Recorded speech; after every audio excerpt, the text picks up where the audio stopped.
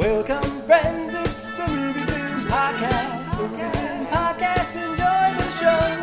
Zachy and Brian are talking about movies. Movie Film Podcast on the radio. Welcome to Movie Film. This is episode 86, brought to you by Mr. Boy Productions. My name is Zachy Hassan. Joining me once more is my good friend Brian Hall. What's going on, Zachy? Hey, it's good to hear from you. It's good to be heard. There you go. And for once, for once, it's true. Yeah, we've gone to some counseling. We've worked out our communication. It's a new year. It's a new us, Brian. Yeah, and whenever we see each other, we do that thing from Face Off where we like put our hands down each other's faces and be like, "I see you, Zachy." I do that to everybody now. And do you ever stand against the wall and shoot at each other? Yes. I mean, it's back to back and look at mirrors and go like, "Whose face is whose?" It's just like Nick Cage. Nick Nolte. That's a sequel. That third voice that you heard, that's Paul Shirey, editor-in-chief of JoeBlow.com and a longtime friend of us and the show. Welcome back, Paul. Thanks, man. That's right. Last time we talked to Paul, we were talking about Mad Max Fury Road, which is now nominated for 10 Academy Awards. Who would have seen that coming? Jesus, that's crazy. It's not. It's well deserved. It is. Who would have thought? Who'd have thunk it, right? I really didn't think it would do that well. I figured it would kind of do okay and disappear, and instead it just blew up, which is awesome. That is indeed good news. So, in addition to Mad Max, which we've all seen, any new releases? I know, Brian, you've gotten to catch up on some of your screeners lately. Yeah, I was going to say just two I was going to bring up. I saw Southpaw, the boxing movie with Jake Gyllenhaal and Rachel McAdams. Have you both seen this? Yes. Yeah. Okay. I gotta say, I was kind of not crazy about it. I'm kind of on the same page as you. I did not love it. I enjoyed it. I'm a fan of Kurt Sutter, who did Sons of Anarchy as well. But it was almost... It had all those hints of Kurt Sutter, and I like Antoine Fuqua as a filmmaker. But it did not blow me away. I agree. I think Gyllenhaal was good, but I think he was in better shape than he was in acting. You know what I'm saying? I think his physical performance was better than his actual acting performance, in my opinion. I think that they ended up trumping the other, strangely. Right. I'll say this about it. My brother and I had this discussion where we were like, is it possible to make a bad boxing movie? I mean, you can make one that's not necessarily good, but it's like the arc of a boxing movie is really difficult not to get behind. Gladiator, Cuba Gooding Jr. It's terrible. Is bad, or Rocky V. I mean, of course, all right, for the sake of argument. But it's just, it's underdog stories. Let's put it. I like Rocky V. I just want to put that out there. I do too. I'm with Zachy. I haven't seen it since the old Wheaton $1.50 movie theater back in the day. But it's not good, but it's good. You know what I mean? That's exactly right.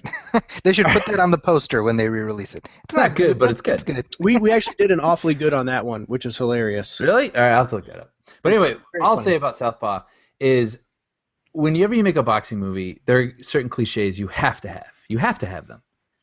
And this one threw in every single one of them, which is not what you're supposed to do. It is like, it's like pick. You got to pick like 5 cliches. And this one was like, I'm going to put all 20 in. And I won't spoil even what the thrust of the movie is, because I guess it's in the trailer, but I won't even spoil that. But it started off the bat like, oh, I did not see the movie headed in this direction. This is kind of interesting. And then all of a sudden there's a magical mentor that enters like an hour into the film. I was like, oh, it's a magical mentor film? And then there's like a little boy that he mentors, Jake Gyllenhaal mentors at the gym, who comes from a rough family, and then like one scene later he's dead. You're like, that kid's dead? Like, what? Like, it's just... All you need to know there is Kurt Sutter. That's it. Just each time something like that happens, like, oh, it's Kurt Sutter, of course. Well, I was like, that'd be fine if the kid was actually in like more than one scene or something. But it just almost felt like, what I mean? I agree because I had to look. I looked. I was like, wait, which kid are they talking about? I couldn't even remember. I was like, oh, that's who they're talking about. Like, because Forrest Whitaker was really, really upset. Yes. And Jake Gyllenhaal was upset as well, but I agree. It was not an earned defeat that they were going for. I didn't feel. I'm sorry if that's a little spoilery there, but he's not even in the movie enough for that to even really be a spoiler. But anyway, so yeah, I wished it had a lot of really good ingredients in it, but I just didn't feel like it made a very good cake. I agree with you. It's no Creed. No Creed. Go see Creed. I love Creed. That's my review for one of my favorites of the year. And then also I saw Room. Have you guys seen Room? Oh my God, I loved Room. I loved Exactly. it. It was definitely one of the best of the year for me. Yeah, I enjoyed it a lot too. Yeah, this was like one I'd been putting off. I almost saw it in the theater like a couple months ago, and I was like, I just don't know if I'm in the mood for this. And finally got around to seeing it, and it's not something that you can just kind of hop into in any mood. I mean, this is like a very serious movie about a woman and her son who've been locked in a shed for 7 years by a captor, and it's pretty heavy. It's pretty interesting. You know, what I really appreciated about it was Brie Larson does this really great job of starting off as this character who appears haggard, and you can understandably so, but then as it goes on, she gives these little hints where you see how damaged she is. Like, it's not like this showy performance. Like, it's just so subtle how it creeps up on you, and just what she's gone through and what she's endured, but she's had to keep it together to raise this kid in this intense situation. And it's a really really great character movie. But it's like I say, if you're in the mood for something a little serious but well done, I definitely recommend Room. The kid, Jacob Tremblay, is phenomenal.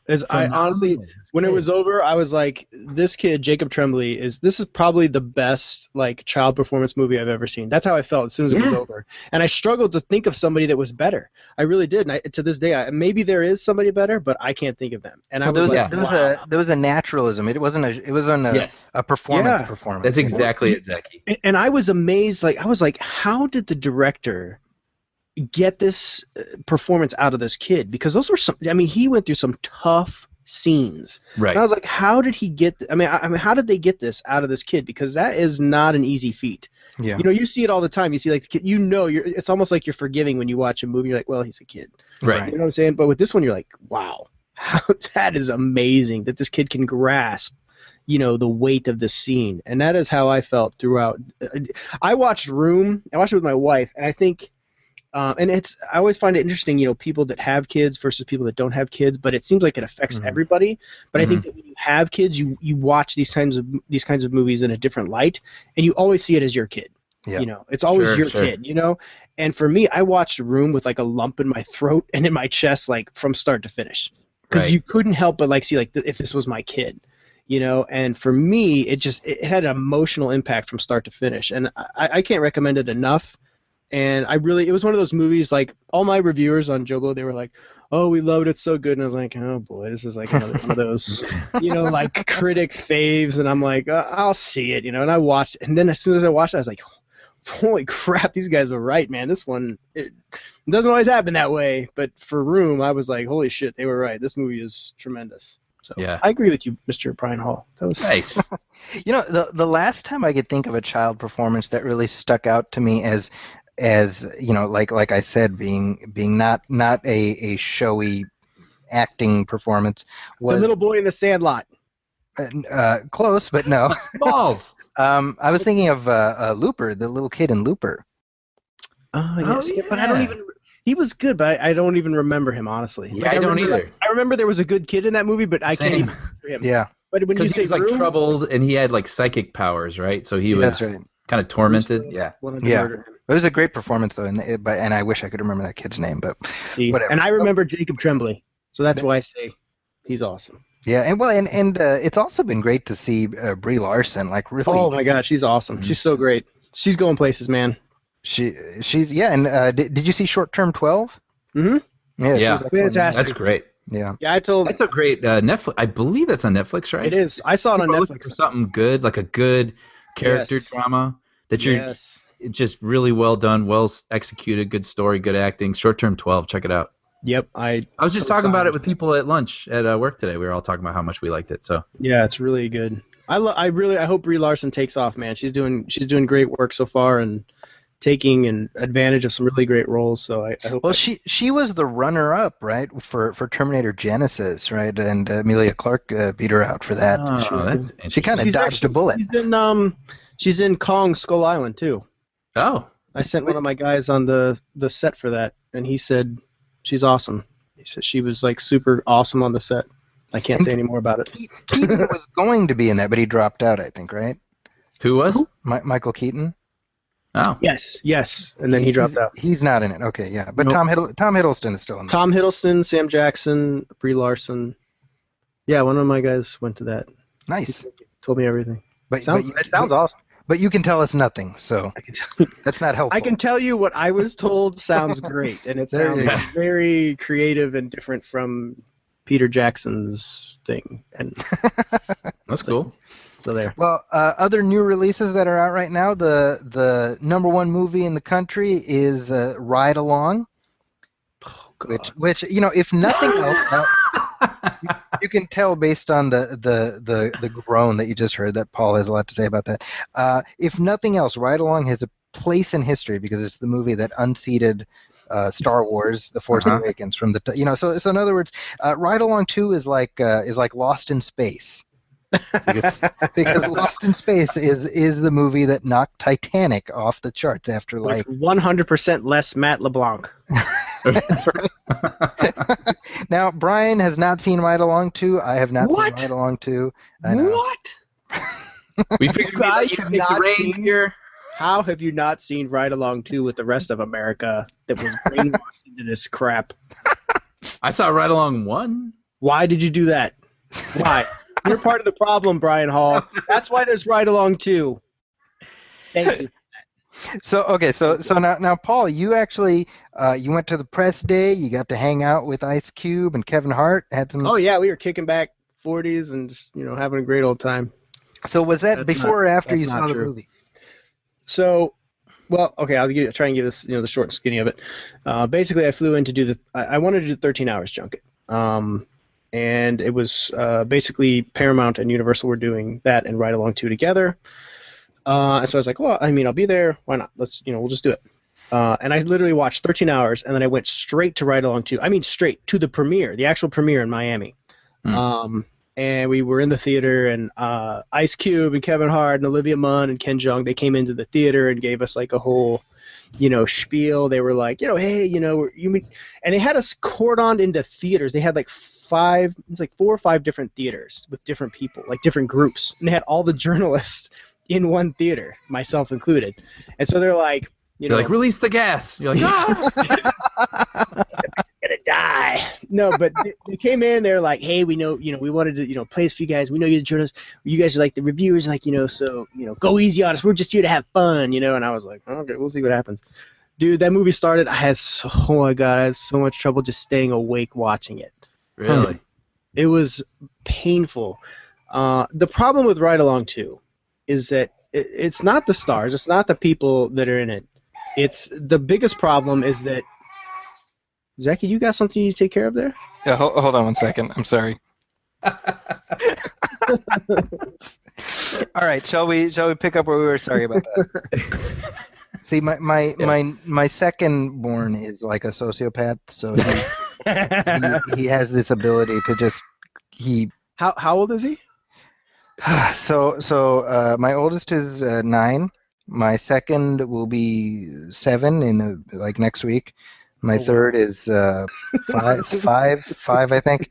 Yeah, and then and then the fourth one is just turned 2. Wow. So this is all I have.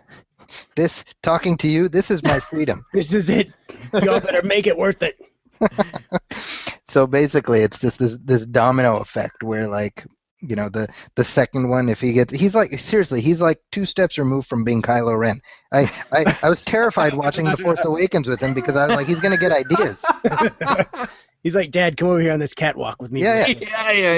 I need you to help me with something. I want to talk to you. Because I took them and I was sitting right in the middle. I look, when that scene happens, I look over at my 9-year-old and he's like, his eyes are welling up with tears. I look over at the 7-year-old and he's got this like weird smile. Kill Dad. I think that was the first time he saw patricide. He's like, you can do that? He's like, you could kill your dad? Like if he doesn't give you the cereal you want?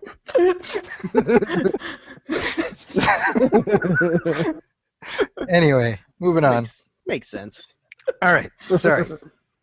So picking up, so you were watching 13 Hours. No, sorry. You were I watching was I'm at Ride Along 2. Ride Along 2, yeah, go ahead. Take note of the time. Yeah. Yeah, 17 minutes, right? So, yeah, I mean, I started watching Ride Along 2. And it was very, very difficult to stay awake with. I was jet lagged. I was tired. I just watched 13 Hours, which is an exhausting watch in itself. So I give a little credit to that. But dude, Ride Along 2 was just so pedestrian in every way. Right. The story, the plotting.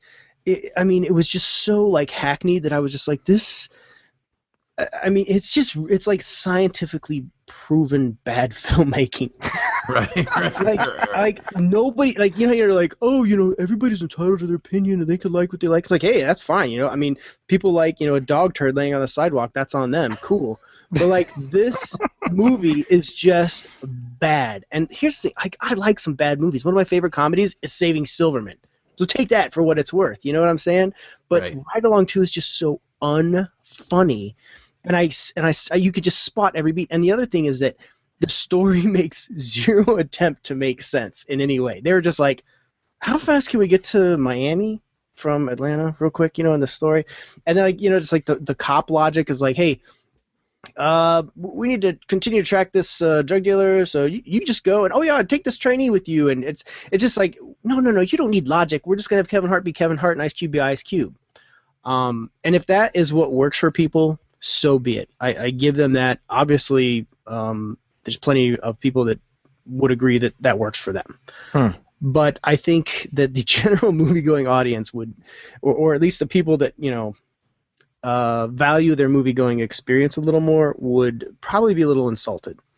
And I feel bad as kind of saying that, anytime you do a junket, and you see a movie and you're like, man, I hope this is good because I got to talk to these people the next day. Here's the thing. Everybody I talked to the next day, awesome. Ice Cube, Kevin Hart, Olivia Munn, Ken Jeong, even the filmmaker Tim Story and Will Packer, everybody was great. They were cool and they were very friendly and awesome. And I wish that I loved their movie, but I did not. I like it. I didn't. It was not a good, not a good show. Actually, that's what I wanted to ask you. Was what is that like? I mean, typically, I assume you see the movie before you meet the people. So is it really hard? Do you tailor your questions? Do you sort of put on like a mask almost and sort of? Yeah, I mean, you kind of have to, and you just have to like revert to like, okay, listen, you gotta look at it as like, I'm a professional. This isn't about my opinion talking to these people. Right, it's about asking them questions that the people that would like the movie would want to know, or if I had a question that I thought would be fun. Like I asked Ken Jeong, I was like, hey, the movie opens with you looking at furry porn. Did you do any research on furry porn? I thought that would be a fun question to open with, so that's what I opened with. And, it makes it a little fun. So I was like, I'm just going to have fun with these interviews.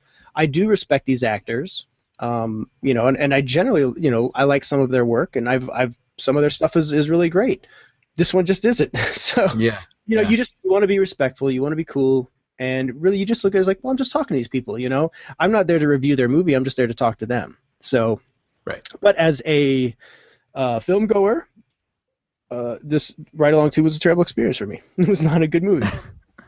Well, this was a question I was going to ask later. This is a listener letter, but I think it's appropriate given what we're talking about. Todd Polt asks us, why do most comedy sequels and Ride Along 2 is like Exhibit A? So, I mean, why is that? Because I do feel like that's a truism, barring like 22 Jump Street. Why do they what now? Why do they suck? Why are they not good? Well, because they're aping the formula of the first one. The first one either was a surprise hit, which generally it's a surprise hit because it's it's the first one. So like, well, we got to recapture this energy. We got to rebottle it, and I mean, I believe the original script for Ride Along 2 was actually dumped by the first studio that was supposed to do it, if I'm not mistaken, and then it was picked up because it made money. And ultimately, it just comes down to like, well, we just want to have fun. We want to recapture the magic. We're not trying to like reinvent the wheel here, And I think a sequel, in general, is a difficult thing to do, no matter what. I think about like Joss Whedon doing Avengers: Age of Ultron. I remember he was doing it, and I was excited that he was doing it. I was like, but man, I would not want to be that guy. And it broke him. The movie broke Joss Whedon. He was a miserable man by the end of that. I saw him at Comic-Con on the stage when he did his little one-man show, and it was like the only thing missing was one of those like those cellos where they're like doom doom doom doom. It's like, so I did Avengers 2. Doom doom doom doom. I hate my life. Doom doom doom doom. That's what it was like, and I was like, man, this movie just broke him because the pressures of doing a sequel are very high. But for Ride Along 2, they were like, let's just go to Miami, let Kevin Hart be Kevin Hart, Ice Cube. We're gonna hire Olivia Munn because she's hot as shit, and go. And people went and saw it. So ultimately, who cares about my opinion? I get that. Who cares? And that's fine. But if you look at Rotten Tomatoes at a 15%, I believe, what is that? Critical consensus. It's a pile of shit, and that's just the way it is. But generally, people want to watch it if that's what they want it for escapism or whatever. That's fine. And when I was walking out of the screening, I heard other people. They're like, it almost sounded like they're kind of making excuses for it. They're like, it was funny. It was like slapstick. It was, it was pretty good. And then like people are like, it wasn't that bad. If it wasn't that bad as your defense of a movie, it was bad. Trust me. So anyways, if you enjoyed Ride Along 2, if it's a movie that you feel I'm wrong, that's cool. I get it, but it's not. It's crap. It's science. It's science. You can study that movie. I got into an argument, not an argument, like a little Twitter exchange with a peer, and it was like, you shouldn't tell, because I told him, I was like, if you're going to see Ride Along 2 this weekend, you have no right to complain about movies for the rest of the year, which is just kind of like a backhanded joke. But it's I do mean that to a certain degree. I'm like, you have people that like just bitch and moan every day about there's no original movies and we just keep getting the same old crap. It's like you're paying for the same old crap. Like, I mean, shut up. Just shut your mouth. You have nothing to say on this stage if you're paying money to see terrible movies. There's a reason we're getting a Transformers 5, ironically, since we're talking about Michael Bay. There's a reason you're getting a Transformers 5 because you paid for it. Like, you put your money up. You said, I want Transformers 5, and I want Michael Bay to direct it, and I want the same 3-hour epic crap. So please give that to me. Thank you. And that's what you're going to get. And you'll probably get a Ride Along 3. So thank you. Thank you very much, moviegoers.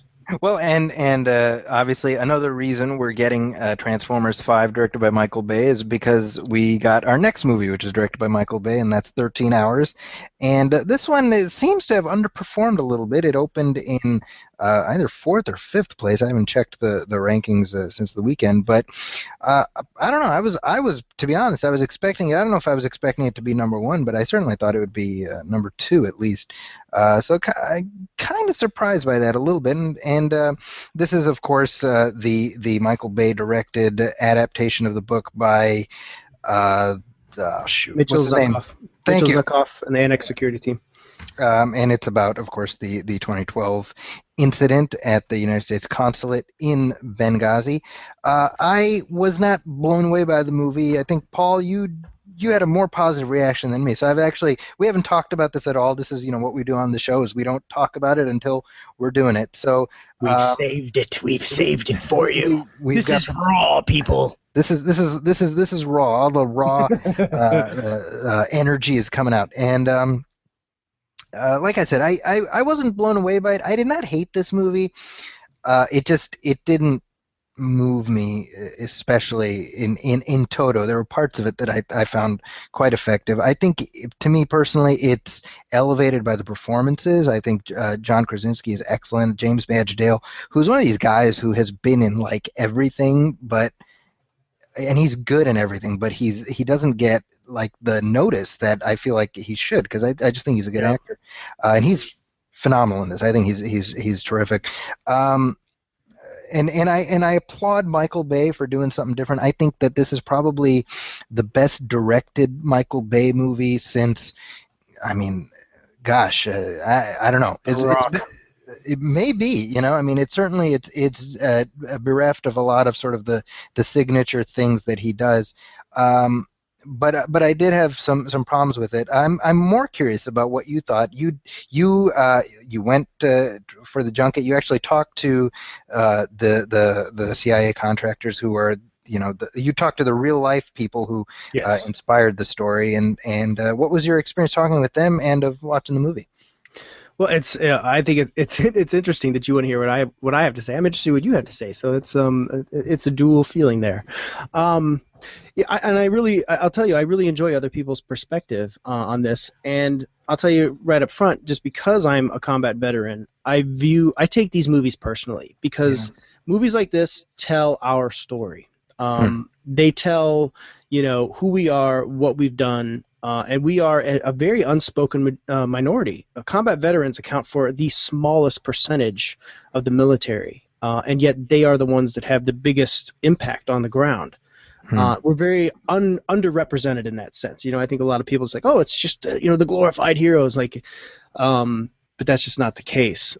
So when I see things like this come out, I'm like, my greatest fear is that they'll get it wrong. You know what I'm saying? That they'll portray us in a light that's not accurate. And for better or for worse, sometimes we are portrayed accurately, and that's, to me, I'm like, well, I'm glad that happened because it works. It shows who we really are. And who the men and women are that are in uniform or have been in uniform or continue to work in these positions. So it affects me personally, and so in that sense, when I watch these films, I watch them in a different light, and in a very different light before I joined the military, because I used to watch war films before the military, and it was a very different experience. Now I watch these films, and it's kind of harrowing. It's anxiety ridden. You put yourself in those situations because many times you've been in those positions. Right. So for me, for 13 hours, I was like, okay, I really hope they get this right. So I read the book, and I finished it an hour before I saw the movie. I was literally in my hotel room because I was reading it on the plane, and actually had the book for a long, long time, meaning to read it. And I was like, it just wasn't happening. So, like so many things in my life, it was like last minute. So I was reading it on the plane flying to Miami for the junket. And then I got to the hotel. I had like an hour before the bus was taking us to the screening. And I was like, I've got like 40 pages left. I got to motor through. So I finished reading the book, went straight into the movie. So like I had all that resonance from the book still in my head. And I just sit down and literally watch the movie. So it couldn't have been fresher, I don't think, in my brain at that point. And I watched the movie, and when it was, it was happening, I was like, man, they got it right in terms of adapting this book, which is what they did, adapting Mitchell Zuckoff's book and the Annex Security Team's book. They hit it on the nose, and and I started, because it was so fresh in my head, I was noting every subtle detail that most moviegoers would be like, okay, whatever, I didn't, why would I pay attention to that? But there's so many little things that I was like, oh wow, like they even got that. That was crazy. But it captured the book so well. I almost think it captured it too well, because I think the chaos and the confusion of what happened that day and in those 13 hours was captured in such a way that, I think I've heard people, say, oh, I can't make sense of what the hell is going on. There's so much, this and that. It's attacks here and this and that. And, but that's what happened. And that's what it was. So for me, that was, watching the film was a tremendous experience, just in that sense. Like, just finished reading the book, watched the movie, and then I got out, and I had mixed emotions. When it was over, I was like, I felt this was one of Michael Bay's best films. I think it's one of the. When I left the theater and I was kind of digesting it, and I don't think it's a flawless film. I think it has issues, especially in pacing, and I hated the on-screen blue text. Or not the blue text, but the like the PowerPoint screen that had the text on it. I thought that was so unnecessary, and it kind of took me out of the film. And I wish they would have gone back and just, because normally you just see the text appear over the film, and in this one, there's numerous times where they cut to like a blue screen with text on it, and I just felt that I really felt it took you out of the film, and I just felt that some of the pacing was off. I think the editing could have been a little tighter. Even with all that chaos, I think the editing could have really cleaned things up a little bit. But otherwise, I walked out of it thinking, just as you, James Badge Dale is amazing. I think it is his best role to date. It was a very emotional performance for him. I think John Krasinski was good, not great. I think he showed true potential. I thought it was funny how in the film one of the guys calls him Captain America. Right, which right. Almost Captain was, America. Right. And he actually looks like Captain America. He got certainly in Captain America shape for this film. So at that point, I was like, well, he probably could have been a good Steve Rogers. He could have been, absolutely. He got in that kind of shape. So I walked away from the film, with those emotions, and I never felt thankfully, that it never beat me over the head over the politics aspect. And I know it honestly, genuinely feels that in a lot of the reviews I've read, I feel like a lot of people are bringing their own politics to the film. Sure. When it's not about the politics of, like, they purposely go out of their way to avoid it. Right. And yet and I've seen each and every like party affiliate try to use 13 Hours now as either a case for or against whatever their political party is selling. Right. And it once again, the irony of that is that it's basically pissing on the soldiers and what they actually did there, because it's their story. And instead of, just as usual with combat soldiers, they're just pawns. And here they are, they sacrifice their lives to save 36 Americans. That's a fact. There's nothing irrefutable about that. You can play the politics game about, what, the administration or Hillary Clinton or whatever did or didn't do. But in the end, this is a story about the soldiers or the veterans that, went and put their lives on the line when they did not have to. These are paid contractors.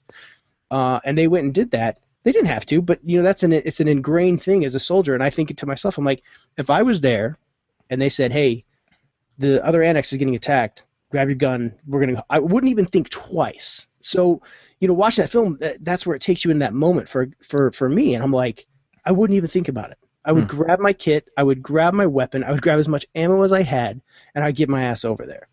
And for me, that speaks to me. But then when you see in reviews, and then you see, people like kind of using it as like either their champion or as their, whipping boy, it's kind of infuriating. But at the same time, for guys that know, you just kind of smile and you're like, yeah, that's about right. That's typically what happens. So anyways, that was my feeling walking out of the film. Talking to the real guys was, honestly, I took the junket, because I don't typically do a lot of junkets.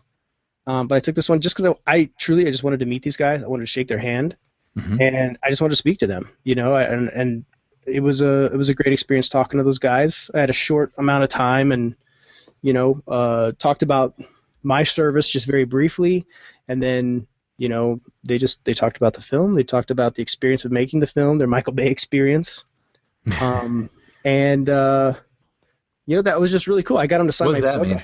Their Michael Bay experience. I asked everybody I talked to, because Michael Bay is traditionally known as a filmmaker that he's a challenging filmmaker. Like, he's very like intense on set, and he doesn't mince words. Like, he's very like Hitler. Yeah, according to Megan Fox, he's like Hitler. But I asked a lot of those guys. I'm like, I was like, did your Michael Bay experience live up to expectation? And they were all like, I would say it exceeded it. I think was the common response. And I talked to Michael Bay as well about the film, who was, he was a very interesting guy, and it was great to meet that guy. I grew up on his films, and it was really cool to chat with him as well. I enjoyed watching that, I should add. What's that? That was really surreal seeing you talking to him. It was crazy, man. It was nuts. And that's everybody. You can see that at joeblow.com. So yes. Definitely check out all of Paul's interviews from 13 Hours. They're all worth watching. Thank you. I appreciate that. But yeah, I really enjoyed talking to those guys. And there was no other reason for me to be there. And the biggest reason that I was there was to talk to the real guys. You don't always get the opportunity to meet the real people. It meant something to me personally on that level, because this is a movie that represents veterans. It represents soldiers. It represents, kind of the mantra that we live by, which is, if people are in trouble, Americans are in trouble, whether you're an active duty soldier, a veteran, a contractor, it doesn't matter. There's like a certain thing, there's like a light that goes off, especially if you've been in combat, where you're like, we go now, we go help. Like, that's just what we do, And there's a whole controversy about the stand down thing. Dude, trust me, there was a stand down order. I can tell you, there was they said stand down, but it wasn't like this, the way that everyone's trying to make it. It was simply like, hey, just wait so we can figure out what's going on. Right. But as combat soldiers, you're like, no, let's go. It's kind of like, you have that dog on the leash that's like, no, let's go do this, But every political party has just blown this into their own little thing, and it amazes me, Well, when you talk to the people who were actually involved, what was their sense of the film? Did they talk about? I mean, I'm sure in a junket, it's a little difficult for them to be super candid, and they kind of have to say the things they say. But I mean, did you get a sense of how they felt about the film? The guys that were really there, Tig, Oz, and Tonto. Did I say Tonto? Oh, I thought I said Tonto. Yes, Tig, Oz, and Tonto. These guys were very candid. They were very open. They were cool. So, in fact, I had the 13 Hours book with me, which was already signed by Mitchell Zuckoff, and I was like, I don't know if you guys know this, Zachy. I'm sure you do, but although I think sometimes you get away with a little more. Typically with junkets, you don't do, photos. You don't do Right. You don't get and a lot of times like the reps kind of frown on that. They're like, no, we don't do that. It's like, so you got to kind of play your cards sometimes. But Zachy, I think a lot of times you get like kind of those one-on-ones. Yeah. So you get that opportunity. It's a little easier. But for like a TV junket where they're doing video, they're trying to process like so many people, so they're like, we don't have time to mess with this. So, but I was like, I had my book and I was like, I'm gonna kind of break protocol here. I was like, I'd really like to, get you guys to sign my book. And they're like, like protocol, like we don't care about that shit. They're like, give me your book, man. And they like took it and they like signed it. And I thought that was really cool. To me that meant something. And yeah, it was just, it was really cool to talk with those guys. And their sense of the movie was they just wanted to get the story right based on what happened on the ground. Nobody sitting in that room that I was talking to was trying to make any assumptions or tell any kind of story about what happened in Washington. That's not what the film is about. And I know a lot of people are like, well, that's what I want it to be about. I want the whole story. I want to know why the terrorists attacked Benghazi, why they attacked the annex, why did this happen, was it this? Even the investigation's still ongoing, don't have a firm pulse on anything that really happened or why it happened. And that's like, I think that's what gets lost in this film is that, or rather the reception of the film is that people are like, I want to see Hillary roasted at the stake, or I want to see this, or I want to see that. And it's like this, once again, what this is. You're trying to turn this into your own little political game where you want to characterize this, that, and the other thing. It's like, that's not the story. Right. So I do understand a lot of people like, well, I want to get into the heads of the bad guys. I was like, well, I don't know what to tell you there. And maybe maybe there's another perspective to it. But honestly, for me personally, on a personal level, anybody that attacks pre-plans and attacks a U.S. embassy or something like that with the intent to murder and kill, I don't really give a shit what you're in. Where I don't care. What's going to change that? As soon as you've made the decision to do something like that, you've kind of lost a lot of credibility. And I don't need like some droning, sad music playing in the background, or we feel sorry for somebody that like had an unfortunate life and then they turned to a life of crime. And it's like I'm not going to feel sorry for you. I don't feel sorry for a criminal in the United States that does something like that. I'm not going to feel sorry for somebody in Benghazi that does that. And it doesn't speak to the people of Benghazi anyways. It's a group of terrorists who did it, not the people of Benghazi. The people of Benghazi the next day or the day after, whatever, they held this, huge like mourning thing for Ambassador Stevens. It was very obvious that that's not the people speaking to them. So, and the film kind of glosses over that, and maybe some people wanted to have a little more perspective into that, and I could give you that. Again, I think the film could be edited a little tighter, but in the long run, that was how I felt. Well, and I think, and just to pick up on where you left it there, I think for me that's what it came down to. It's kind of interesting because whenever I watch a movie like this, I do think of you, Paul, always.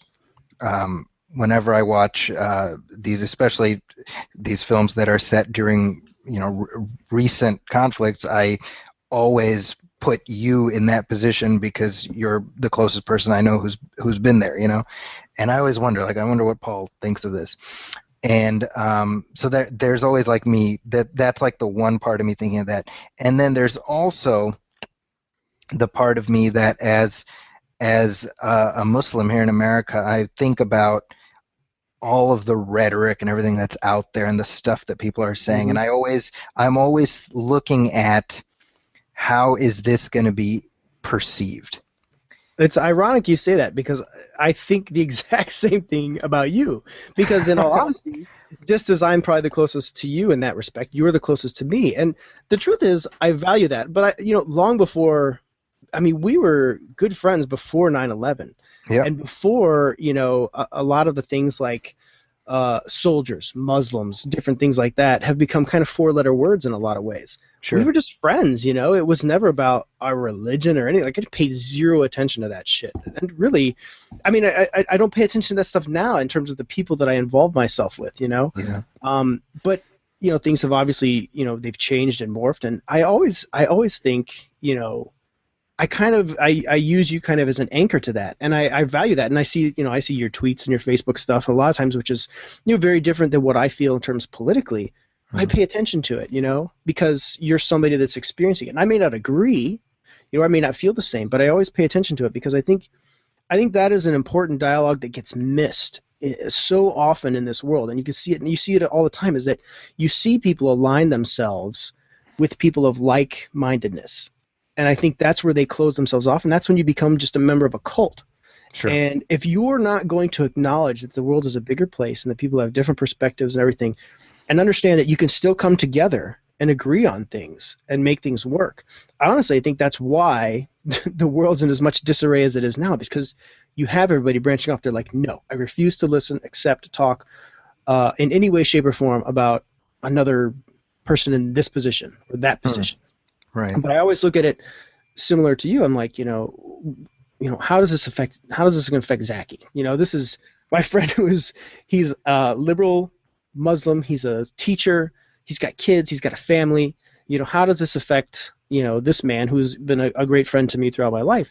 And I always keep that in my peripherals. I think that's an important thing. And I think a lot of times when people, spout their rhetoric on social media and whatnot, they don't realize, that you can absolutely coexist with everybody on this planet, and there's a history there that supersedes anything religion or political.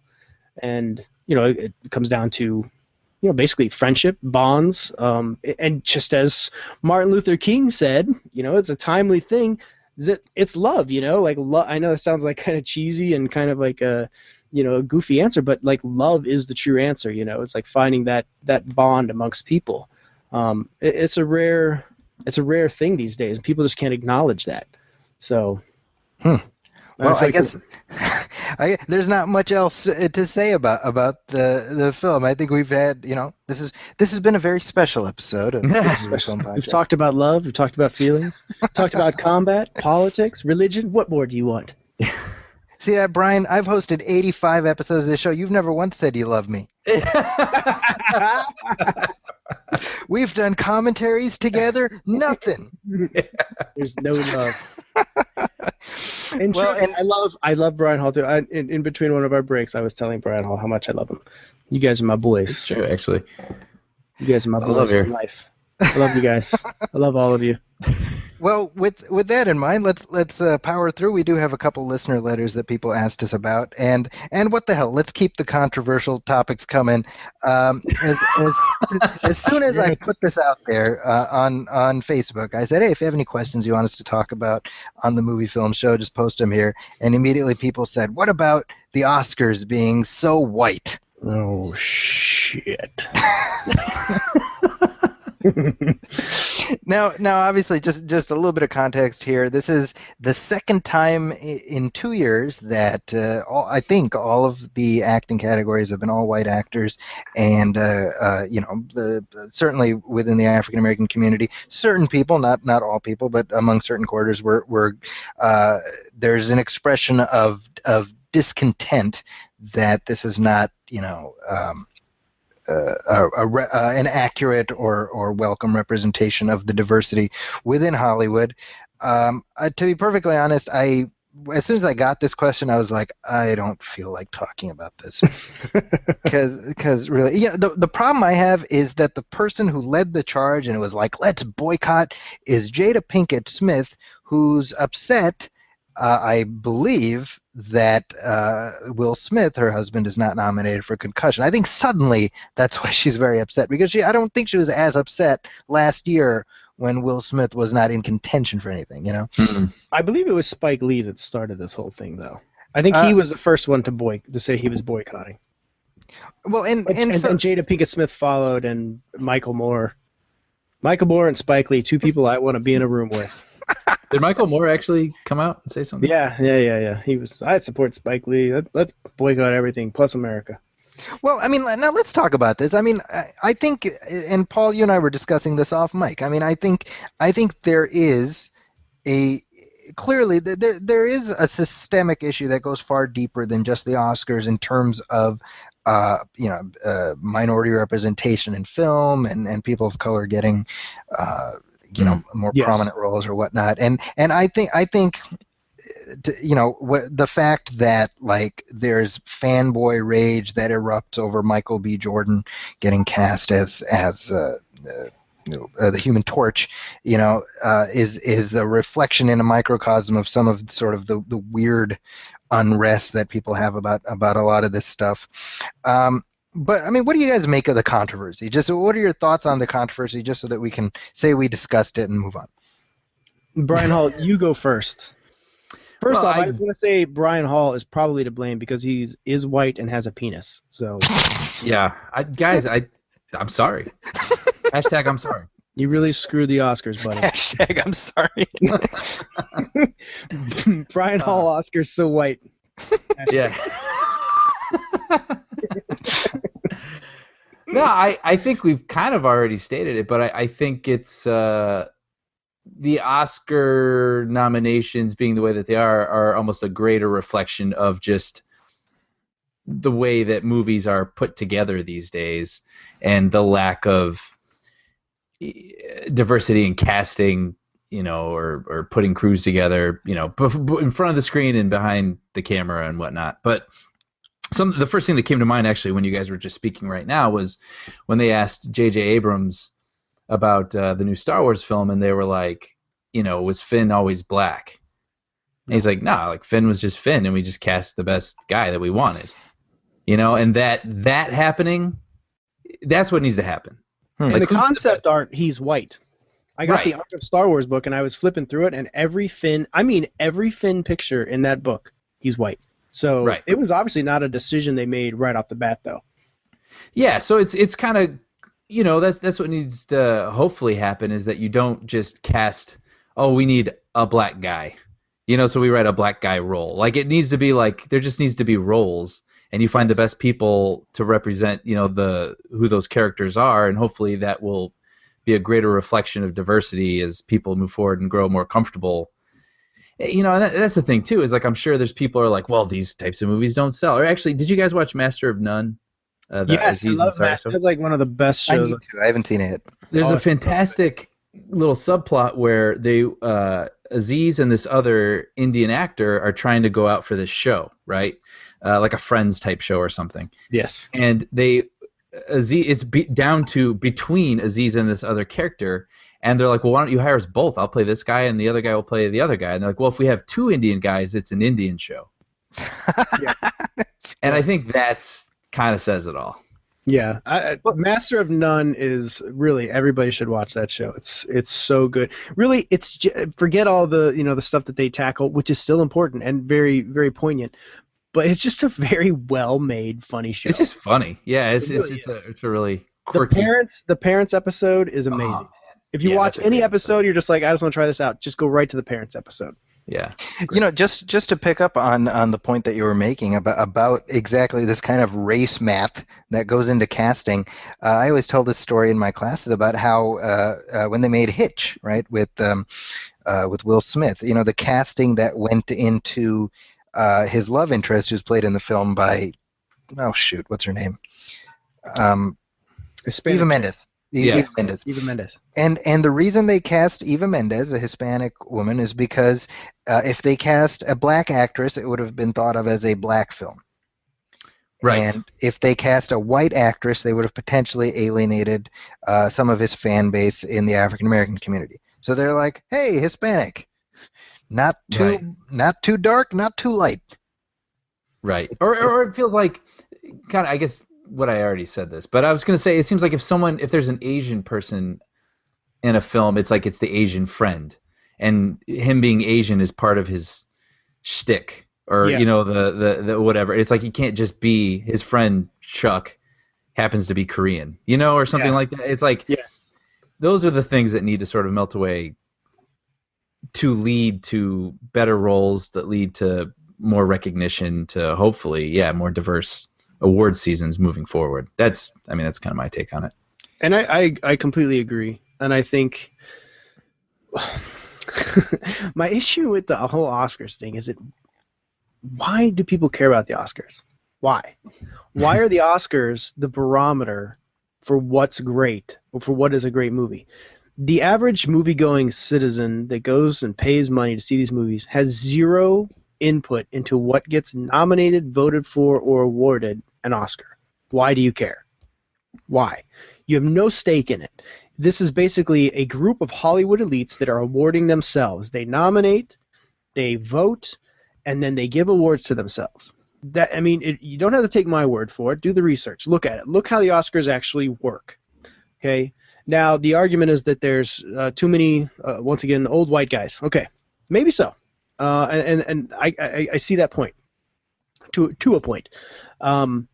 You could easily diversify that crowd, but either way, it is still just a Hollywood crowd awarding themselves. It speaks nothing to what the actual people care about. And you have so many award shows.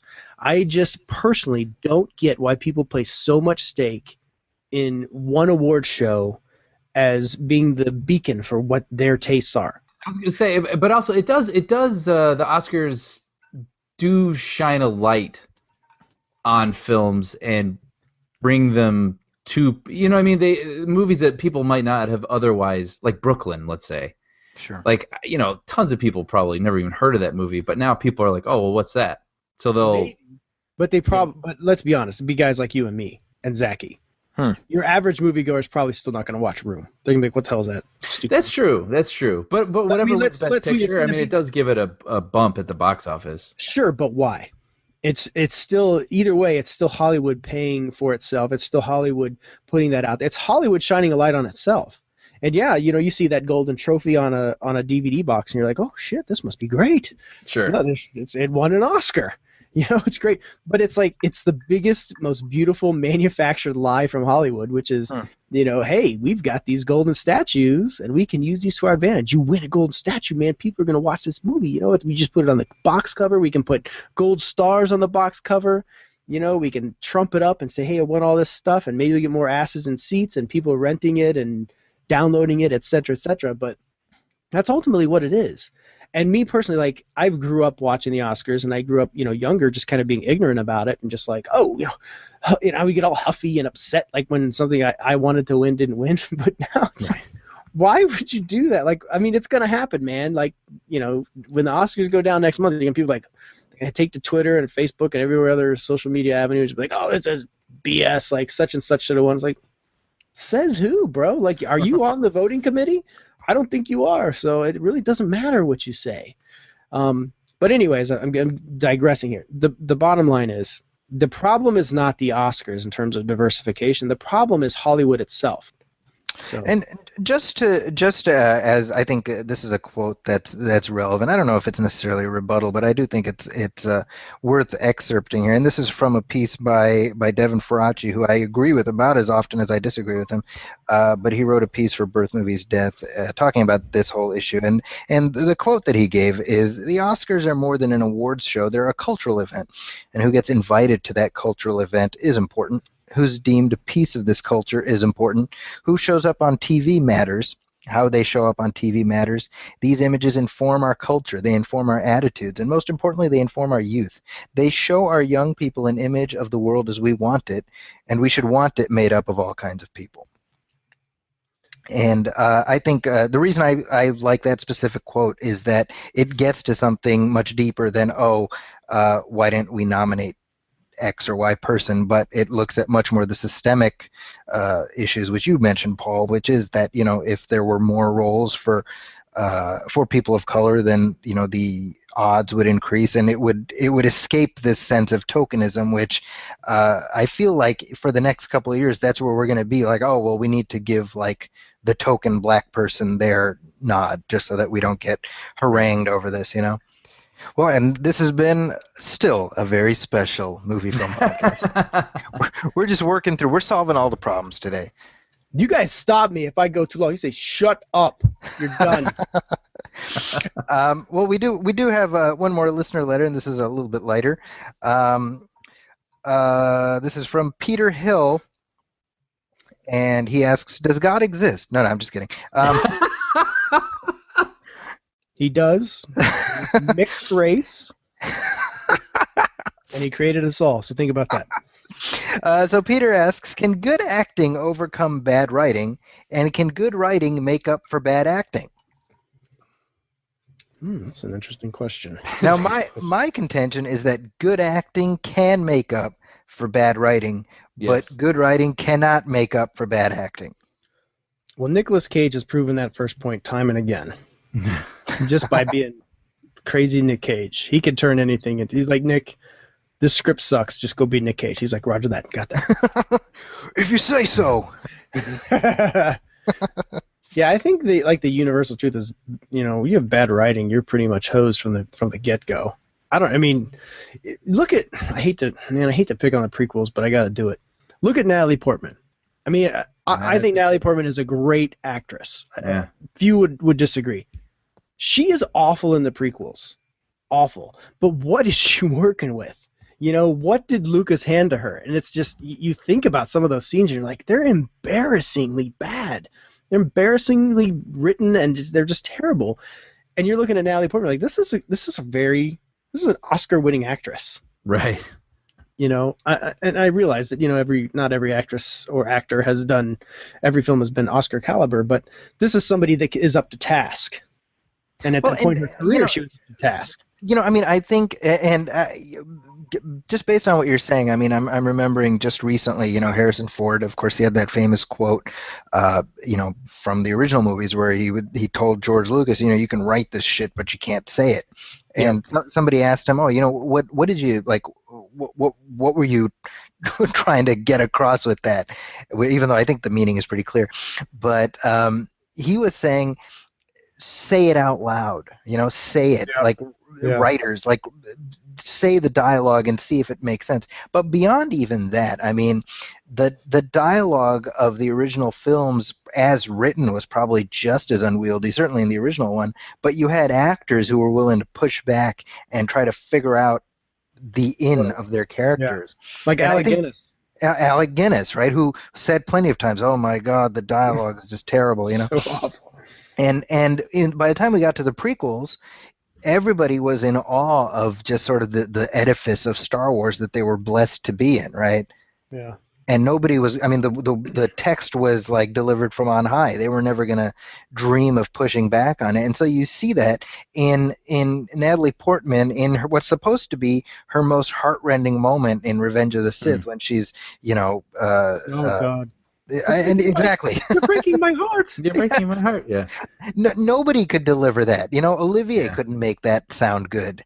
It's kind of funny if you think about replacing Alec Guinness with some lesser actor and saying something like, "You will never find a greater hive of scum and villainy." Be cautious. You know what I mean? I want to see Christopher Walken say that, but he was up for Han Solo at the time. For Han Solo, right? But when he says that, you're like, yeah, all right. You know what I mean? You just buy everything that comes out of his mouth. I do not want to go to Mos Eisley. Did you hear that? You hear that old British dude? I'm listening to him. He makes that weird clunky line just sound effortless. It's true. You're absolutely right. You know what's interesting now that we're talking about Star Wars is I've always liked Han Solo. Okay, I liked him in the original films. I never loved Han Solo until The Force Awakens. I feel like Harrison Ford was the most engaging and kind of real in The Force Awakens. And I'm not saying The Force Awakens is some kind of Oscar caliber. Oh, here we go with the Oscars again. As if the Oscars is a measure. Let me tell you something. I loved Force Awakens. So if for me, Force Awakens could be Best Picture, I wouldn't cry a tear. If that's how we're measuring it, my popular opinion. But I didn't love Han Solo until Force Awakens, and I felt like that was the first time that he was dealing with stuff that he was carrying that the weight of what he had done in the other films, which was kind of just kitschy and fun, and it wasn't as serious or as well written. And I felt like Force Awakens was the first time I really got into Han Solo. I was like, I can see this guy, I feel his character, I feel that, and I felt that Harrison Ford was the most involved in the role at that time. Because you hear all the time how with Return of the Jedi, he's like, I just want Han Solo to die now. Kill me now. Can we kill him on Endor? So, I don't know. I know a lot of people may disagree. That's cool. I'm with you on that because I've always identified more with Luke than I have with Han. Luke is I'm the same. Luke is my guy. But because and I hear people say differently, but I will say in A New Hope, one of my favorite moments actually is when Han and Luke are sort of going their separate ways, and Han has this like sincere moment, and he's like, "Hey, Luke, like may the Force be with you." Yeah. And that's something that he doesn't subscribe to, or it's nothing he would have ever said prior to their having met, and it's like a really genuine moment. That's one of my favorite Han Solo moments, actually. You're right, and I think Harrison Ford, it's him. It's the credit to him that brings that. Yeah. Well, there you go. Good acting. I mean that was a solid moment. Good acting. But I understand what you're saying though, because I watched Force Awakens again this weekend. The fourth time for you, right? The fourth was with me, and and you know what? I'm a lame. Wait, what'd you say? I've only seen it 3 times. I'm super lame. I got one more to catch up. Well, no, what I noticed, it was actually really crowded, and I had to sit really close to the screen. And at first I was like, eh. But I was actually glad I did, because I really studied the screen, and I really studied Harrison Ford's face this go around, and I was like, man, he is bringing it. I mean, he really does. He is in that moment, and it's really, especially the moment where Leia says, go get our son. Or, he's like, well, if Luke couldn't get him. Yeah. And she's like, well, you're his father. And he really, you see the gears turning in his head and the feelings that he's feeling. I mean, it's a great performance. I totally understand what you're saying. The most he's ever had to convey emotionally in any of the Star Wars films. I would agree with that. And I think, I give that a credit to Kasdan and to Abrams, for giving him something to chew on. And I feel like it was the first time that he really embraced it. You know what I'm saying? Like, because he had, during that time, he was conflicted when he was making the original trilogy, and he said as much. He wasn't buying the dialogue. He had different ideas where the character should go, and obviously, they kind of granted his wish with Force Awakens. But I feel like he was the most invested, and he was the most fun. Like, I always felt, looking back, when I look at the original trilogy, I always thought, like, he seems like almost like too like kind of goofy and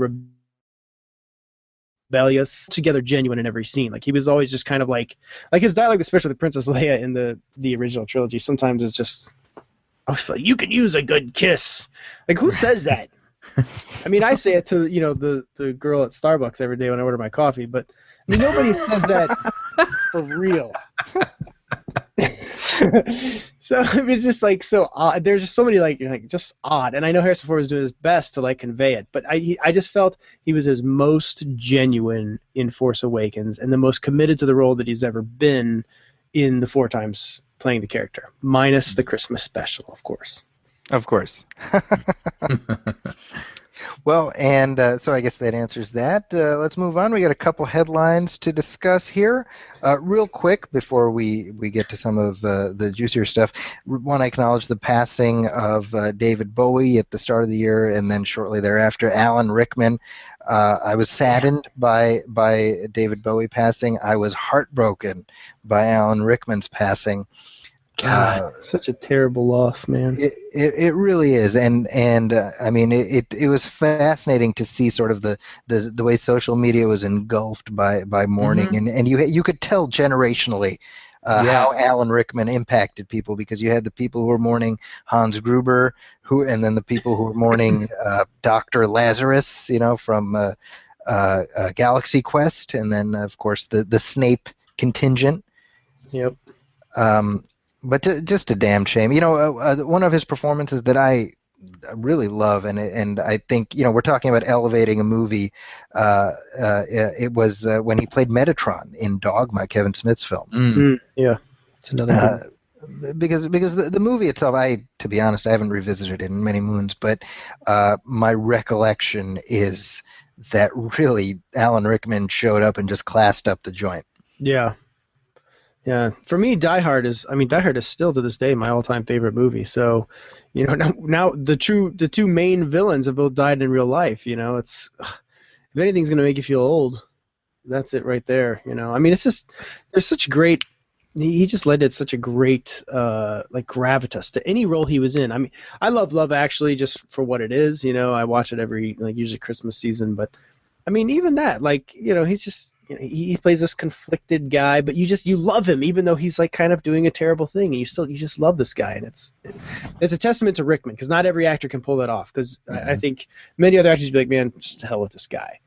But like, and this is a guy that started late in life in his career. He's in his 40s, Right, 40s. when he started off. So, you know, I don't think a lot of people look at him as like the, you know, like a younger guy that's been around for generations and generations. It's like, no, he's started pretty late in life. And you know, for me, like Hans Gruber was the villain to measure all villains by. I saw Die Hard 14 times in the theater. Goodness. Wow. 14 times. I've never seen a movie that many times since, and I probably never will. I don't have that kind of time on my hands anymore. I was a kid, you know. Well, the measure of his impact in that role was just how many like snooty Eurotrash villains like were attempting to do the Hans Gruber thing. Oh yeah. In the wake of the first Die Hard, you know. And nobody tackled it. Although I would argue, and I was just thinking about this today, ironically, you know, that Jeremy Irons was quite good in the third Die Hard film. Mhm. I don't think he was as good as Gruber, but as the brother of Gruber, I think that he did a very good job. And I thought he was one of the stronger villains, kind of an underlooked villain in that era. But yeah, again, Alan Rickman was the man. Brian, what do you have to say about Alan Rickman? I just completely agree with everything that was just said. All right, thanks, Brian. Yeah, good talk. So, hey, other news, some interesting headlines here. Now, both of you guys are huge 24 fans, so I'm actually very curious what you guys think about the news that 24 is coming back, but Jack Bauer is not. We're entering the post-Bauer 24. However, this is not like a ground-up reboot that ignores that universe. So it's just it's new 24, but now we're following a different lead character. And I certainly, you know, I haven't followed that show in years, but I'm kind of like, how can people not be like, I want to know what Jack Bauer is doing? Brian Hall, what do you think about this news? Well, I just completely agree with everything that was just said.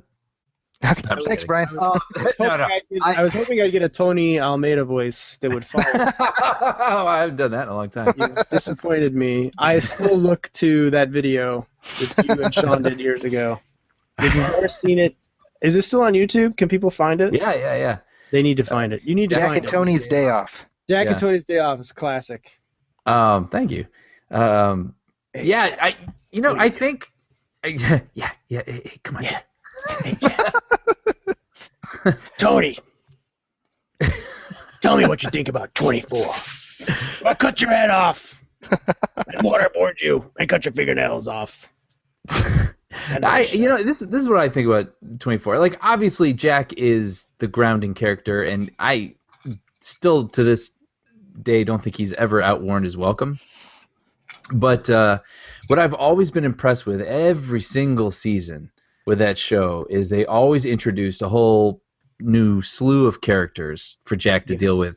And it's like magic with the people that make that show. They're like, meet this person, and this person, and immediately they're compelling and interesting. They're cast well, they're distinct, and their issues, they may be a little like on the nose, but they have this weird way of executing it in such a way that you're like, well, what is that woman going to do with her crazy daughter? You know, like it's where did that cougar come from?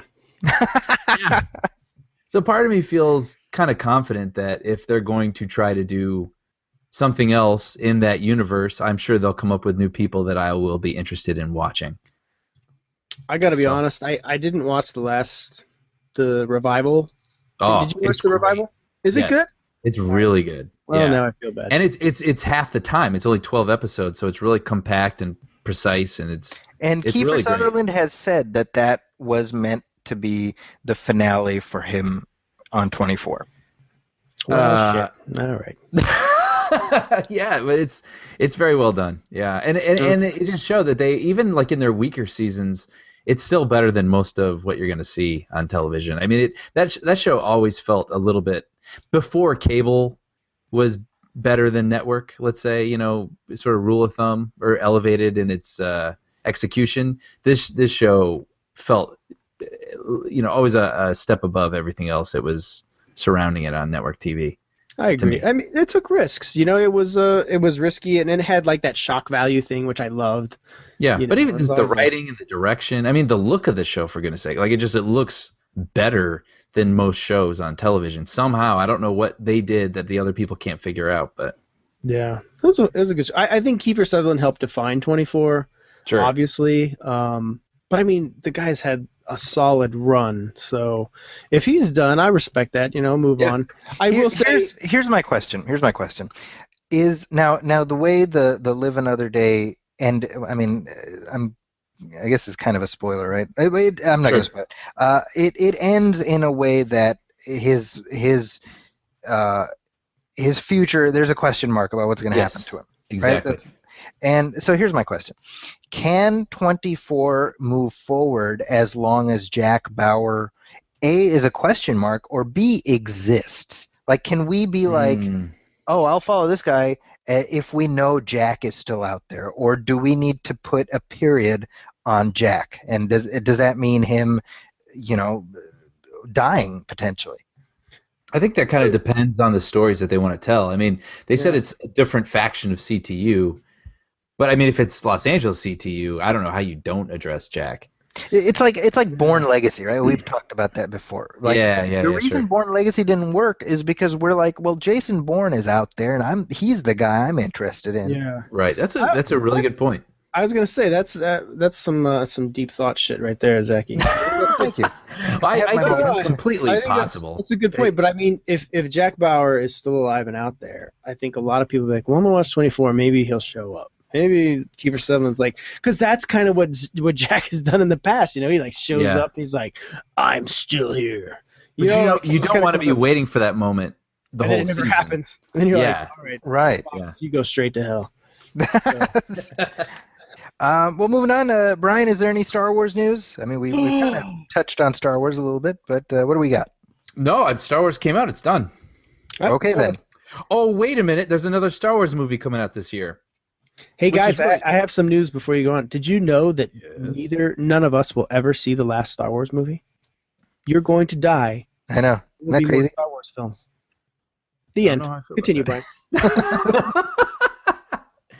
You know what I didn't realize? I can't remember if we brought this up last episode, but I didn't realize that episode 8 is coming out in May of 2017. Yeah. Is it May? Did they say May?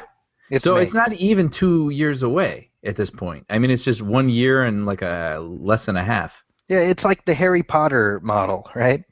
It's crazy and awesome. I know they've been working on it. When I went to the Assassin's Creed set visit, and while I was there, this was in London, they're like, yeah, we have like 3 weeks left. We got to get the hell out of here because Star Wars is moving in. And this was back in like November, something like that. That's awesome. So like, I was like, oh, can I just sleep here? Yeah. Well, just give me a box of crackers. I'll be fine. But before we get to episode 8, of course, we have Rogue One, which is a movie that goes back in time to between episodes 3 and 4. And there's a DeLorean in it. Oh, yeah. Back in time. So what's interesting about Rogue One is when episode 7 was about to come out, my brother was like, what if it isn't any good? And I was like, you know what? It can't not be good. It has to be good. It's the first one to kick off a $4 billion investment. Like, they did say that about episode 1 as well. Well, but not exactly. I think it was different. I think it was a little different. But for episode, they were like, what if it sucks? Right, but there wasn't like a $4 billion investment that was hanging in the balance. 80-year plan, like you're saying, where they are planning on these coming out until after we're dead.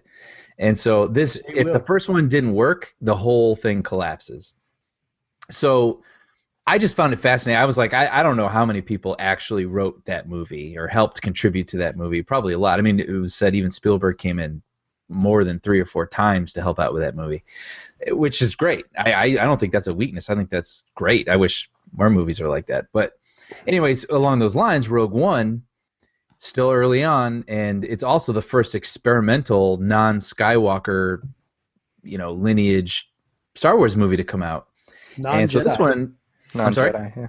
Non-Jedi, no Jedi. non-Jedi, right. Unless, well, yeah, no, you're right. So this also has to be proven, like, okay, we want to be interested in stories that don't have to do with the episodes, and so it came out this week that Christopher McQuarrie was brought in to polish Rogue One as of recently. It sounds like maybe helping to polish what already exists, and maybe they're reshooting a little bit and filling in some gaps. The quote, where does this come from? Birth Movies Death. The quote from the site, an anonymous quote. It says, it's unlikely that McQuarrie will get credit on the movie, although one source used the word saved when talking about McQuarrie's contribution to the film. So that's both a reassuring and worrying quote. I absolutely see the worry in it, but for me, I'm always just like, I hate when a movie comes out on a day because that's the day it has to come out. And it's not like, is it ready? It doesn't matter. It comes out that day. That's what I hate. And I know this movie is locked into a date, but I just feel like, I'm sure they had a great idea, or they would have done it. They're like, it's close. It's not working. It's like, well, let's just, spit polish, whatever. Like, no, let's bring in like an excellent screenwriter and like have him fix this. I think I'm happy with that fix. It'd be better if that fix wasn't necessary, I suppose. But Christopher McQuarrie, especially, he just did Mission Impossible: Rogue Nation. He's going to be doing the next. Did he write the next Jack Reacher movie, or is he going straight to Mission Impossible? No, he's doing Mission Impossible. Straight to that. Ed Zwick that's doing Jack Reacher. Okay, right. So there's an excellent podcast we talk about all the time called the Q&A with Jeff Goldsmith, and I highly recommend it for people who are interested in filmmaking. But Christopher McQuarrie and Tom Cruise did a really lengthy episode talking about how they pretty much collaborated on Mission Impossible: Rogue Nation, and it made me. I already thought Christopher McQuarrie was really talented and a cool guy, but it will make you a fan and it make you believe in him. Honestly, it's just he's such a thoughtful. You will believe. He's just such a thoughtful and really talented guy, and so hearing that he was putting the final polish on this movie, I found it to be an encouraging thing. So nice. Yeah. I take your enthusiasm as encouragement. You have sold me on it.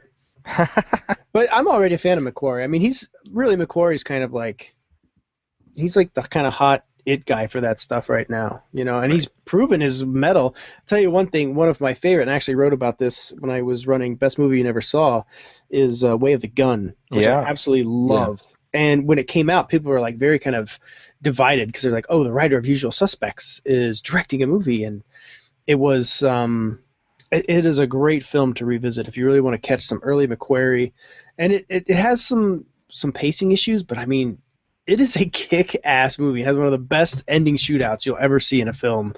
It's so underappreciated. But, since then, McQuarrie he's grown. He's like, he's more than proven his mettle in Hollywood and made some just exceptionally entertaining films. I love Edge of Tomorrow, which he wrote, and I love Rogue Nation. Mm-hmm. That was great. And I think it's great that he's doing the next Mission Impossible. At first I was a little disappointed because it kind of breaks that mold of doing a new director with each episode, but you can't really complain when the dude just like knocked it out of the park with Rogue Nation. So it's like, I'm game. Yeah, he's talked before about how Way of the Gun was such a spectacular flop that he was in movie jail. Yeah, and Tom Cruise basically got him out. Right. Which is a shame because Way of the Gun is awesome. I love Way of the Gun. It's a fun movie. Yeah. Benicio del Toro, best role Ryan Felipe's ever had in his career. It's great. There's a hilarious scene with Sarah Silverman in it. Oh my God, the opening! The opening is classic. I'm not even gonna talk about it. You just have to watch it. Yeah, go check it out. Fantastic. If you hate Sarah Silverman, you'll love it. All right, so real briefly as we sort of wind towards the end, I wanted to make sure we talk about the brand new trailer for Suicide Squad, which just dropped like literally hours ago. Yeah. Via this on the CW, they had this DC Universe preview special hosted by Jeff Johns and Kevin Smith, and they debuted the Suicide Squad trailer, and then they also, as I saw on Joe Blow earlier, they also previewed some footage from Wonder Woman, not a trailer, but just some footage from it as because it's filming right now. I was literally writing those stories right before this podcast, and then our YouTube channel has the Aquaman, Flash, and Cyborg featurettes up right now. There you go. So on YouTube. So this is synergy, folks. Look at that. Joe Blow's got you covered. So let's go ahead and play some of the audio from the Suicide Squad trailer, and then we can talk about it on the flip side of that. Deadshot. Guy shoots people. He's a crocodile, and he eats people. Burns people. You're possessed by a witch, and she's just crazy. What was that? I should kill everyone and escape? Sorry. The voices. I'm kidding. That's not what they really said. This is the deal. You're going somewhere very bad. Whoa! To do something that'll get you killed. Let's go save the world. I can't wait to show you my toys. Suicide Squad is due out this August. It's the second big DC Universe movie this year after, of course, Batman vs. Superman in a few months. I really liked this trailer, and I have to be honest, I feel much more enthused about this than I did after I saw the last Batman vs. Superman trailer. I agree. They kind of raise, it's like they raise the stake. They're like, oh, Batman vs. Superman, I raise you one. So I'm very excited, dude. I'm excited for I don't get this. There is a definitive group of haters in the DC crowd that are just way worse than the Marvel crowd. Yeah. I mean, they really are. I didn't believe it at first, but man, it's very true. Wait, specifically, what do you mean? Just kind of like the fans, like the fan base for these films, like the rabid fan base, and if you're a Marvel fan base, which are pretty. They're fairly tame. You know, they have their complaints, but the DC guys, man, whoo. So like DC fans who are against the movies. No. They're that kind of calls into question sometimes because I'm like, they scrutinize so much. You know what I'm saying? Man. Like we watch a Civil War trailer. Awesome, cool, can't wait. You know, these guys, they watch the Suicide Squad. Oh, it looks pretty good, but this, that, and the other thing, blah, blah, blah. Right. Like, they just nitpicking the hell out of it. You know, like, I don't know if the DC universe is going to work, but it's not like what Marvel's doing or blah, blah, blah. It's like, guys, man, just relax. Like, they've got one movie in the can. It's like judging the MCU without having seen everything we've seen already based on Iron Man. Right. Like, just relax, people. Let it happen, you know? The prejudgment. Anyways, I think Suicide Squad looks great. I think the Batman vs. Superman trailer was great, but it was good. I wouldn't say great. That's an exaggeration. It was good. But I think Suicide Squad just hit all the notes. You know, a beautifully chopped trailer. And I don't think it gave away too much, but I think it teased enough that you're like, oh, I got to see this. Mm-hmm. It looked to me like, and not in a stylistic or tonal way because it's completely different, but I felt after watching it the way I felt after the first full trailer for Guardians of the Galaxy. Yeah, I can see that. It looks like it's got a little more texture, personality to it, whereas the Batman versus Superman just feels kind of flat to me. Yeah, and well, I mean, my thing with Batman vs. Superman is like, look, we're all going to be watching it anyway, so I'm kind of like. I'm like whatever, not whatever. Like I'm not interested in it, but it's just like I wish I was feeling more jazzed for it as opposed to like, well, I'm going to be seeing it anyway. You know what I mean? Mm-hmm. Yeah. Well, I think at this point, I don't know. I mean, at what point does like hype and excitement, kind of just crash into reality? It's you start to get to a point where you've thought about it so much and watched so much about it that it's like when you say a word so many times over and over and over again, you're like, is that even a word anymore? And I think that's kind of what's happened with Batman vs. Superman is that, people have just been so, saturated with it, even with all the secrecy and everything. And, guys like me putting out scoops and spoilers. But, you don't have to read them. But, the thing is, like, I think there's so much that's put out there, and, an expectation gets built and, the hype gets built and then it gets lowered and it gets built again. And, I think you get to a point where you're just like, you don't know what to think anymore. And I think that's where, like what Brian said, it starts to feel kind of flat. is that you're kind of desensitized to everything about it at a certain point. Yeah. And I don't know what how you fix that. I don't know that you even can, I mean, in the end, marketing has to do its job because we are a very different crowd than everybody else. I see it all the time, man. I see it like on Facebook, like with my wife's friends or whatever. They'd be like, oh yeah, I think we're gonna go see that new Star Wars movie now. I was like, you haven't seen it 3 times already? Like, what's going on? I think we tend to get wrapped up, the rabid fans like us and everyone else. I think we tend to get wrapped up in our own world sometimes. We view these things in a very different way than the rest of the world. So right. I think that the way we feel about Batman vs Superman doesn't necessarily reflect how the rest of the world feels about Batman vs Superman right now. So that's a good point. But with Suicide Squad, I think the new trailer, it's just beautifully chopped. I'm probably gonna watch it like 3 times before I go to bed tonight. And I just want to make it known that I am absolutely in love with Margot Robbie. She's hot. The end. I saw the trailer and I was like, is David Ayer the guy who's going to turn Jai Courtney into an actor? Yeah. I think if anything, Jai Courtney will just be, they'll be like, oh, he was cool. I don't think he's going to steal the show. I mean, I honestly feel like Margot Robbie is going to steal the show. And I think that Leto, he'll do a great Joker, but I think that's going to carry over more into the other films because, I mean, whether you believe my inside information or not, the bottom line is this: the DCEU is building a huge mega universe. They're looking to kick this off as something that's established with a history, a very rich history. So these characters, many of them, are just going to continue to recur in films afterwards. I know there's been I think it's already been mentioned, so it's not something that I broke per se, but Birds of Prey is something that's being looked at and things like that. You're going to see these characters just kind of carry over, and what they want to do is they're building a huge mega thing, with all these different characters. So they're going to have the opportunity to shine again and again. It's like reading the comics. That's essentially what they're doing. They're following their comics pattern. You go to the comic shop right now and you pick up a DC comic, you'll find guest stars galore, just like most comics, to be quite honest.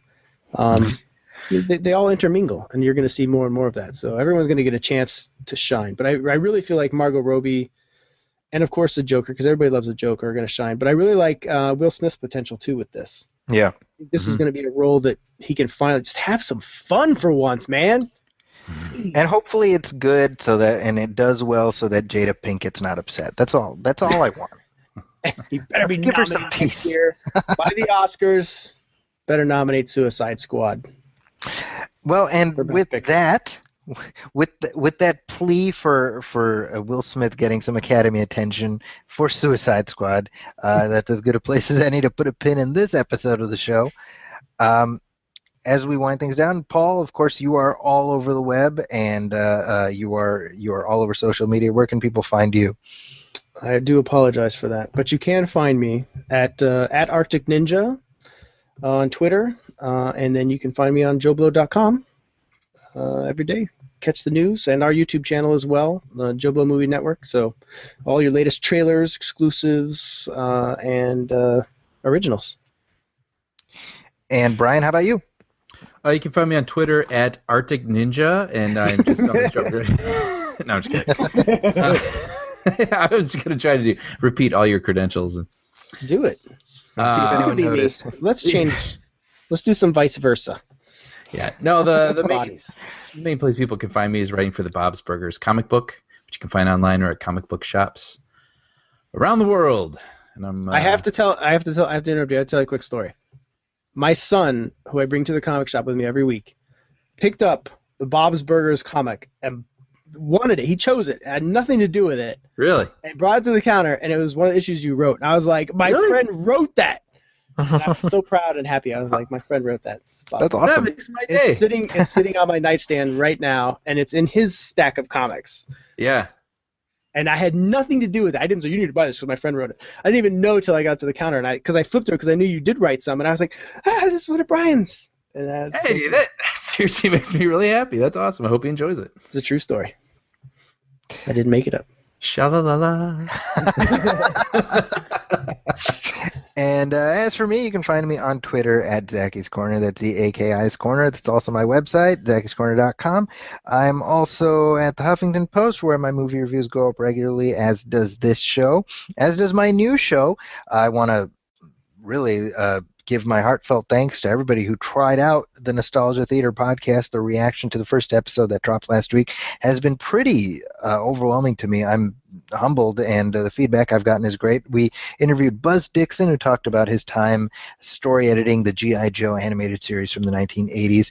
The next episode of that show will be dropping next week, and it'll feature my chat with Tim Dunnigan, who played Captain Power, leader of the Soldiers of the Future, also from the 1980s. So that's actually a fun one I've been holding in reserve for a couple months. I'm looking forward to people checking that one out. Nice. And that wraps up this episode. This is episode 86 of the Movie Film Podcast. My name is Zaki Hassan. On behalf of my co-host, Brian Hall, on behalf of our guest, Paul Shirey, who will join us hopefully sooner rather than later. It's been a little while, but let's ramp up your frequency, Paul. I'm at your disposal. Hopefully soon. We will catch you next time. Thank you for listening. Welcome, friends, it's the Movie Film Podcast. Movie Film Podcast, enjoy the show. Zachy and Brian are talking about movies. Movie Film Podcast on the radio.